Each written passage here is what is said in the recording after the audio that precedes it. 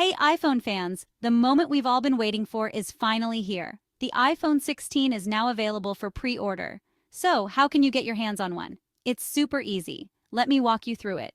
First up, you can pre-order the iPhone 16 directly from Apple's website. Just head over to apple.com, choose your model, color, and storage, and you're good to go. They even have an option for express checkout to save you time. But wait, there's more. If you're looking to save some cash, check out the trade-in deals from AT&T, Verizon, and Best Buy. AT&T offers up to $700 off with an eligible trade-in. Just go to their website or visit a store, and they'll guide you through the process. Verizon has a similar deal. Trade in your old phone and get up to $800 off. And don't forget Best Buy. They have financing options that let you spread out the payments over time.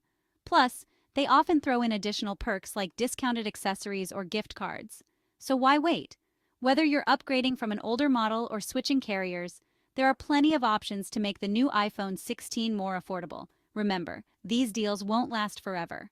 Pre-order now and be among the first to experience the iPhone 16's incredible new features.